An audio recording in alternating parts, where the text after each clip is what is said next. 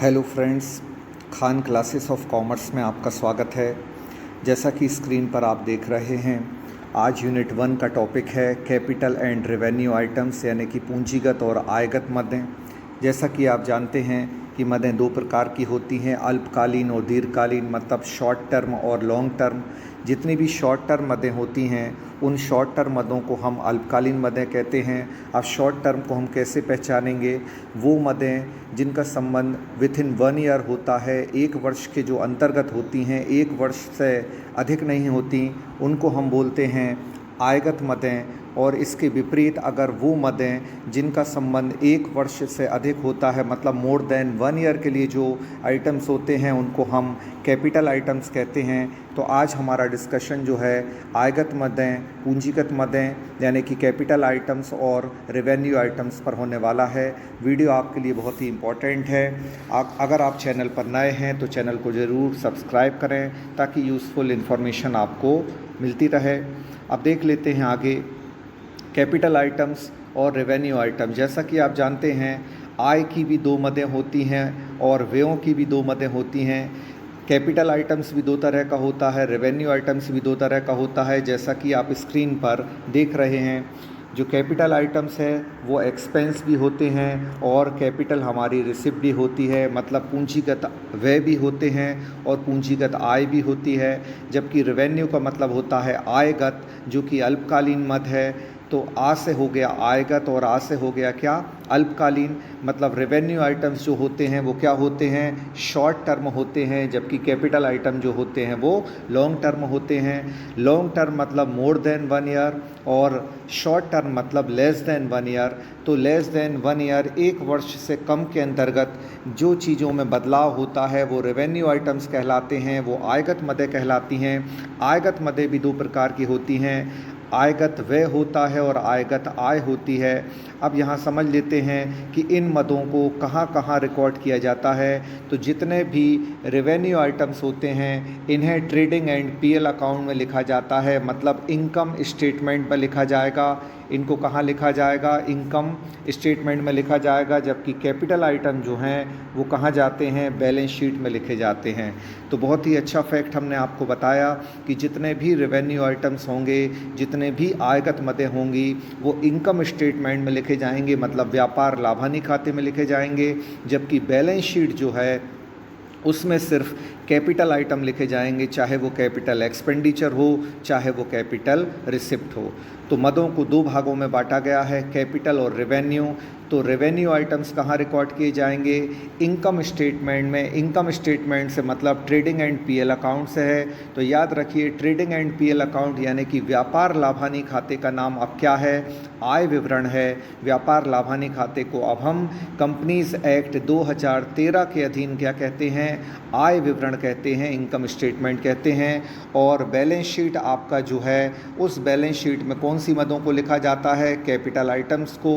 जबकि revenue items को कहाँ रिकॉर्ड किया जाता है, वो किया जाता है इनकम स्टेटमेंट, मतलब ट्रेडिंग एंड पीएल अकाउंट में।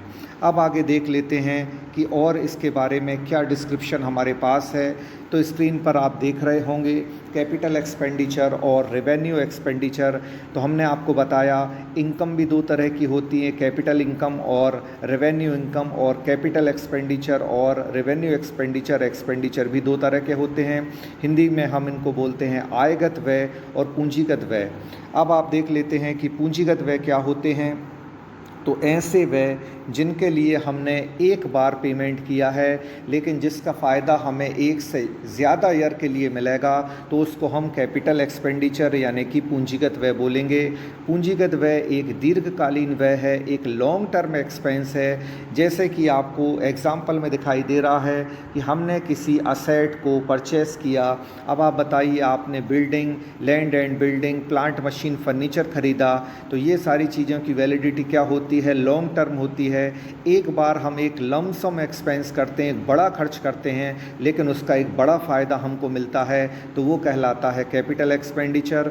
मतलब जिन पर खर्च एक बार होता है लेकिन फ़ायदा बार बार मिलता है, वो कैपिटल एक्सपेंडिचर कहलाएगा, वो आपका पूंजीगत व्यय होगा। इसके एग्जाम्पल क्या हो जाएंगे? भूमि, भवन, प्लांट, मशीन, फर्नीचर, मतलब land and building, plant, machine, furniture, या वो सारे खर्च जो खर्च एक बार हों लेकिन जिनका फ़ायदा हमको मोर ईयर्स में मिले, काफ़ी ईयर्स में जिनका फ़ायदा हमको मिलता रहेगा आगे आने वाले वर्षों में, इसका मतलब वो कैपिटल एक्सपेंडिचर है। इसके ठीक विपरीत होता है क्या कि रेवेन्यू एक्सपेंडिचर, मतलब कि आयगत व्यय।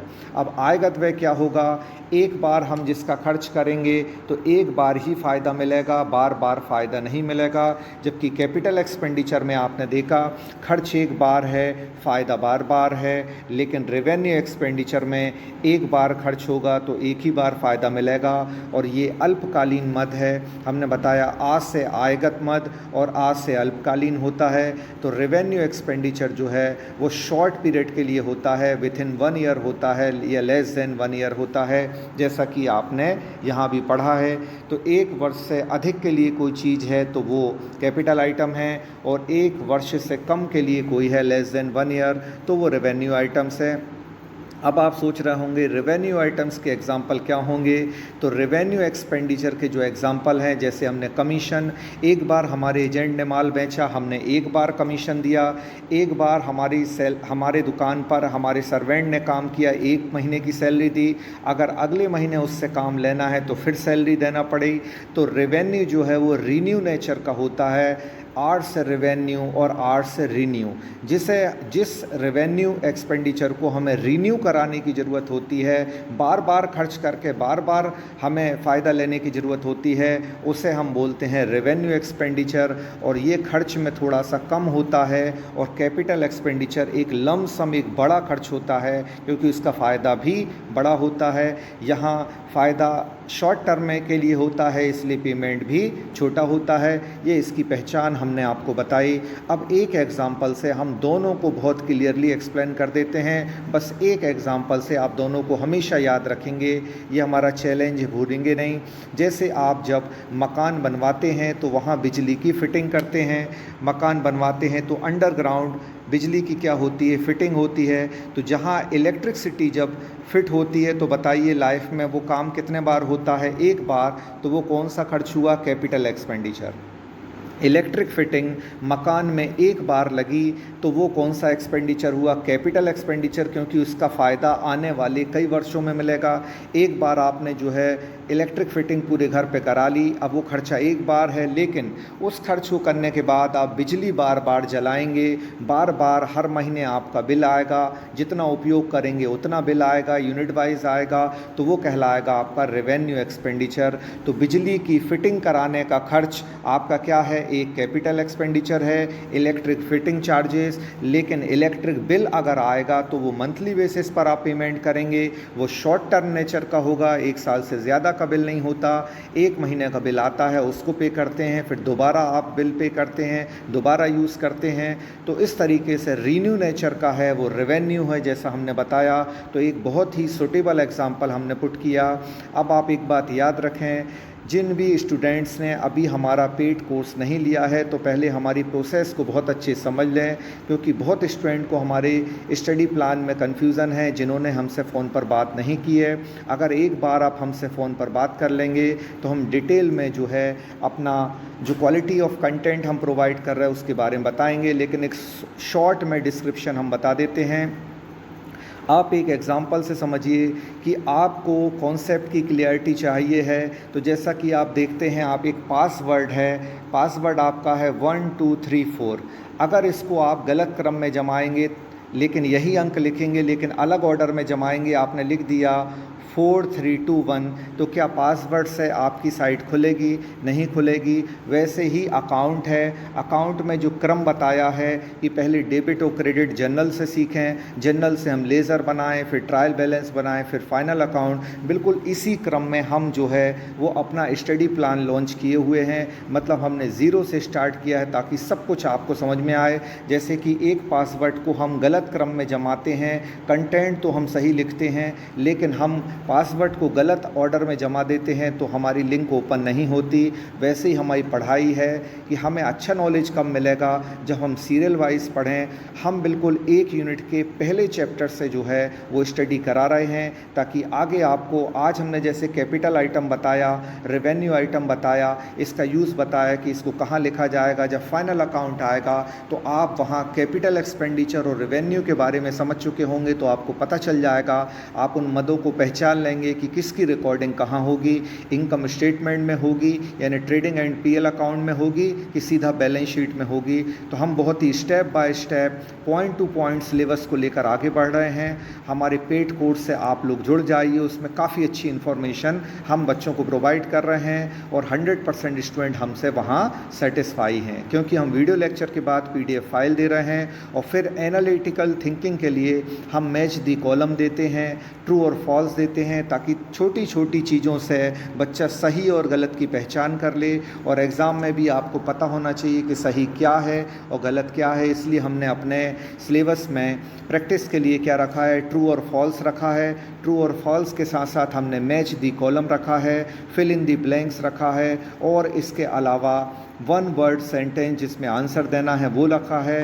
देन हम MCQs 20 to 30 डेली हम प्रोवाइड कर रहे हैं। तो हमारे स्टूडेंट की बहुत अच्छी एनालिटिकल थिंकिंग हो रही है और वो उसके अंदर एक योग्यता को जनरेट कर रही है, इस कैपेसिटी को जनरेट कर रही है कि वो सही और गलत की क्या कर सके, पहचान कर सके। तो बहुत ही एनालिसिस करके हमारा प्लान बनाया गया है, उसके बारे में आप ज़रूर सोचें एक बार। और अगर डिटेल नहीं समझ में आ रहा तो हमसे हमारे दिए गए नंबर पे कॉल ज़रूर करें। चलिए अब हम बहुत जल्दी आगे बढ़ते हैं, इस कॉन्सेप्ट को आगे बढ़ाते हैं कि आगे स्क्रीन पर और क्या है जो कि आपके काम का है। तो देख लेते हैं, यहाँ आगे दिए गया है आयगत मदें और पूंजीगत मदें। अब देख लेते हैं आयगत मदों और पूंजीगत मदों के बारे में एक बार हम और बता देते हैं शॉर्ट में। आयगत मदें रेवेन्यू आइटम्स हैं और पूंजीगत मदें कैपिटल आइटम्स हैं। वो मदें जो अल्पकालीन होती हैं, शॉर्ट टर्म होती हैं, वो रेवेन्यू हैं। खर्च एक बार होगा तो लाभ भी एक बार होगा, मतलब इनको रीन्यू करवाना पड़ता है। रीन्यू मतलब रेवेन्यू, जैसा शॉर्ट फॉर्म बताया। अगले बार लाभ चाहिए तो फिर खर्च करना पड़ेगा, जैसे बिजली का बिल एक बार चुकाया, एक बार हमें बिजली मिल गई, अब दूसरे बार खर्च करेंगे और फिर हमको क्या करना पड़ेगा, बिजली खर्च करेंगे, फिर बिल देना पड़ेगा। इन मदों को कहाँ लिखा जाता है, तो ट्रेडिंग एंड पीएल अकाउंट में लिखा जाता है और बैलेंस शीट में इसको नहीं लिखा जाता। इन मदों का उदाहरण क्या है, किराया, कमीशन, वेतन, बिजली व ब्याज, यानी कि आप जो रेंट देते हैं, कमीशन देते हैं, सैलरी देते हैं, इलेक्ट्रिक बिल और साथ में जो इंटरेस्ट वगैरह देते हैं, मतलब all expenses which are related to short term period. और जो भी हमारे एक्सपेंस है विद इन 1 ईयर होते हैं वो कहलाते हैं रेवेन्यू आइटम्स, रेवेन्यू एक्सपेंस कहलाते हैं। और अगर यही मदें आय की हो जाएं, किराया 1 महीने का मिला, कमीशन 1 महीने का मिला, तो वो क्या हो जाएगा, रेवेन्यू इनकम हो जाएगा।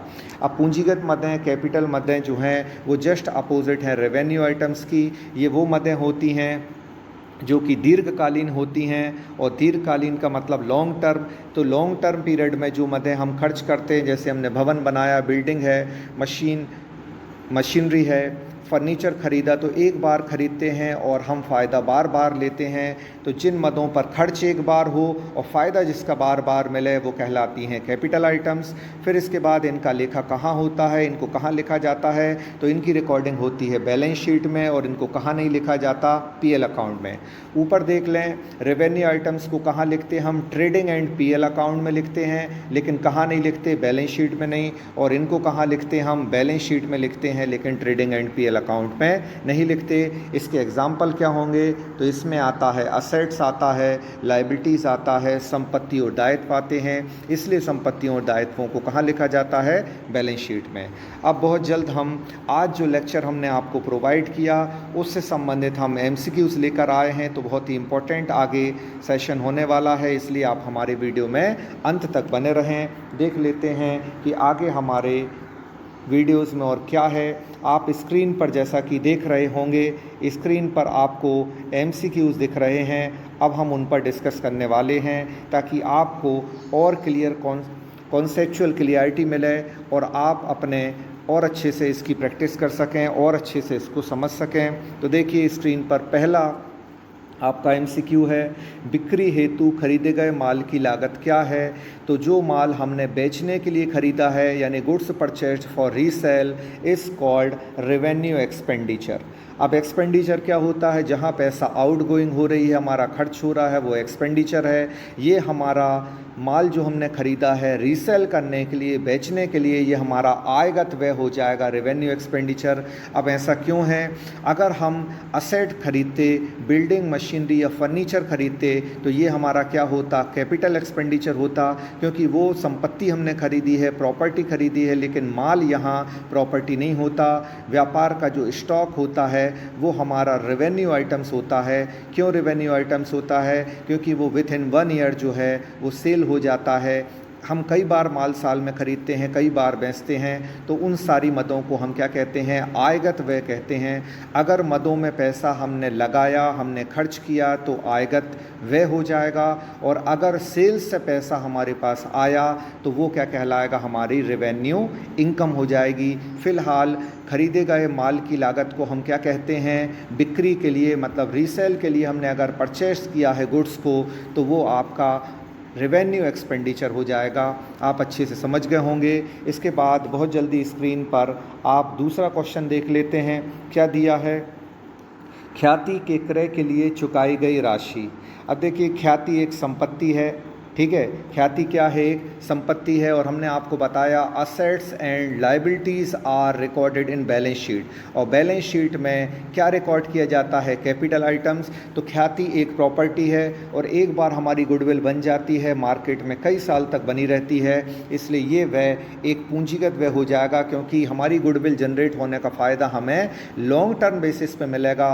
शॉर्ट टर्म के लिए हम फ़ायदा नहीं देख रहे हैं, बल्कि हम अपनी गुडविल और अपनी इमेज क्रिएट कर रहे हैं, या हम एक ऐसी position in the mind of consumer बना रहे हैं जिससे कि लॉन्ग टर्म में हमारा नॉर्मल प्रॉफिट सुपर प्रॉफिट में कन्वर्ट हो जाए, व्यापार का साधारण लाभ अधिलाभ में कन्वर्ट हो जाए। तो ख्याति के लिए चुकाई गई राशि एक व्यय है। तो कौन सा व्यय है, वो पूंजीगत व्यय है, क्योंकि हम गुडविल के लिए जब पैसे खर्च करते हैं, हम अपनी इमेज को चमकाने के लिए जब पैसे खर्च करते हैं, तो वो हमारा कैपिटल एक्सपेंडिचर होता है, क्योंकि इसमें हमें लॉन्ग टर्म बेनिफिट मिलने वाले हैं।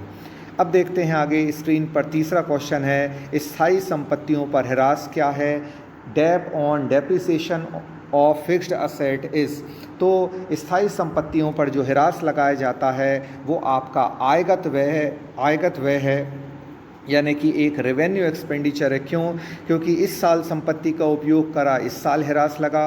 अब ह्रास या डेप्रिसिएशन क्या होता है उसको भी समझ लें। Decrease in the value of fixed asset due to its use is called depreciation. स्थायी संपत्ति के मूल्य में होने वाली कमी को हम ह्रास कहते हैं। संपत्तियों के उपयोग के कारण प्रति वर्ष जो उसके मूल्य में कमी होती है उसको हम ह्रास कहते हैं। तो ह्रास एक साल के अंदर लगने वाला व्यय है और हर साल लगता है बार बार। तो हमने आपको बताया था कि रेवेन्यू क्या होता है, जो रिन्यू करवाना पड़ता है, ह्रास बार बार लगता है, इसलिए ह्रास एक आपका आयगत व्यय हो गया। अब इसको ये मत देखिए कि ये स्थायी संपत्तियों पर है तो हम इसको लॉन्ग टर्म मान लें। हाँ, स्थायी संपत्तियों का अगर क्रय होता तो पूंजीगत व्यय होता, यानी purchase of fixed asset is capital expenditure, but dep on fixed asset is revenue expenditure, क्योंकि ये बार बार होने वाला व्यय है। आई होप कि ये बहुत अच्छा आपको समझ में आ गया होगा। अब देख लेते हैं स्क्रीन पर आगे और क्या आने वाला है। तो चौथा क्वेश्चन आप देख लें। फोर्थ क्वेश्चन में आपको क्या दिया गया है दिया गया है हाल में क्रय की गई पुरानी कार के प्रयोग के प्रयोग करने से पूर्व उसकी मरम्मत पर जो खर्च होता है वो कैसा व्यय है। तो बहुत अच्छे समझ लें, बहुत ही इंपॉर्टेंट क्वेश्चन ये आपके एग्ज़ाम के लिए है कि अगर हमने एक सेकंड हैंड कार खरीदी है, पुरानी कार खरीदी है, और उस सेकंड हैंड कार पर अगर हम रिपेयरिंग लगाते, अब इसको समझ लें, रिपेयरिंग अगर नॉर्मल होता, रिपेयरिंग अगर नई कार हम खरीद के लाए और 2-4-5 महीने बाद कोई एक्सपेंस होता, तो वो रिपेयरिंग आपका रेवेन्यू एक्सपेंडिचर होता नई कार पर। लेकिन यहाँ समझ लें, यहाँ कार कैसी है, पुरानी है, और पुरानी कार को प्रयोग योग्य बनाने के लिए, मतलब उसको यूज़ करने के लिए जो हमने रिपेयरिंग लगाया है, तो वो कौन सा एक्सपेंडिचर होगा, वो कैपिटल एक्सपेंडिचर होगा, क्योंकि उस कार पर वो रिपेयरिंग चार्ज लगेगा तभी वो चलेगी। तो ये कार की लागत का हिस्सा हो गया कि हमने पुरानी कार खरीदी और उसकी रिपेयरिंग पर खर्च किया, तो ये हमारा कैपिटल एक्सपेंडिचर होगा। यहाँ एक्सेप्शन रूल अप्लाई हो रहा है, अपवाद का नियम लागू हो रहा है, वो समझ लें। नई कार पर रिपेयरिंग एक्सपेंस होगा तो क्या होगा, रेवेन्यू एक्सपेंडिचर होगा, आयगत व्यय होगा। और पुरानी कार पर अगर हम कुछ एक्सपेंस करते हैं रिपेयरिंग का, तो वो कैपिटल एक्सपेंडिचर होगा। तो आप ये बहुत अच्छे से समझ लें इस कॉन्सेप्ट को, क्योंकि ये घुमावदार क्वेश्चन है और इसी प्रकार के क्वेश्चन एग्ज़ाम में पूछे जाते हैं। एक नॉर्मल अप्रोच नहीं आती है, बल्कि आज जो पेपर बन रहे हैं वो एनालिटिकल थिंकिंग के बेसिस पर बन रहे हैं और बिल्कुल नए क्वेश्चन आते हैं। किसी भी नई बुक के चक्कर में आप लोग ना पढ़ें। मार्केट को कैश करने के लिए कोई भी नई बुक 2-3 हज़ार MCQs लेकर आ जाती है और आप सोचते हैं हम उन MCQs को जो है कवर कर लें तो हमारा एग्ज़ाम पूरा जो है संभल जाएगा, पर ऐसा नहीं होता। मार्केट को कैश करने के लिए 2-3 राइटर क्या करते हैं, एक बुक पब्लिश कर देते हैं और आप उसको ख़रीद लेते हैं। आप सोचते हैं पूरी तैयारी हो गई, बट ऐसा नहीं है। कॉन्सेप्ट जो है वो क्लियर होना चाहिए। कॉन्सेप्चुअल क्लियरिटी के लिए आपकी डिटेल्ड स्टडी ही आगे काम आती है, इसलिए आपको काफ़ी कुछ पढ़ना होगा। हम बेहतरीन तरीके से जो है वो कॉन्सेप्ट को क्लियर करा रहे हैं। पहले वीडियो लेक्चर प्रोवाइड करते हैं, फिर उसी का हम PDF फाइल देते हैं ताकि एक अंडरस्टैंडिंग बन जाए, नोट्स तैयार हो जाएं, और देन एनालिटिकल थिंकिंग के लिए हम अपना ख़ास चीज़ लेकर आए हैं जो जिसमें MCQs हैं, मैच दी कॉलम है, फिल इन दी ब्लैंक्स हैं, ट्रू और फॉल्स हैं, ताकि आपको सही और गलत की पहचान हो जाए। और जब सही और गलत की पहचान आपको हो जाएगी तो आप निश्चित सही आंसर ही टिक करेंगे। अब आगे देख लेते हैं स्क्रीन पर आगे जो दिया अगला क्वेश्चन क्या है। तो स्क्रीन पर अगला क्वेश्चन है, एक मशीन की मरम्मत पर व्यय माना जाएगा। तो अभी हमने आपको बताया ये एक सामान्य व्यय है कि एक मशीन खरीदी, उस पर रिपेयरिंग एक्सपेंस हुआ, तो रिपेयरिंग एक्सपेंस मशीन पर होगा, वो क्या होगा, रेवेन्यू होगा। अगर यहाँ पुरानी मशीन होती, जैसा कि पिछले क्वेश्चन में आपने देखा, ओल्ड मशीन पर रिपेयरिंग एक्सपेंस कैपिटल एक्सपेंडिचर था, और अभी एक नॉर्मल मशीन पर जो आपका नॉर्मल एक्सपेंस है वो आपका क्या है, रेवेन्यू एक्सपेंस है। तो ये फैक्ट आपको बहुत अच्छे से समझ में आया होगा। अब लिखा है प्रारंभिक व्यय का एक उदाहरण है। प्रारंभिक व्यय का एक उदाहरण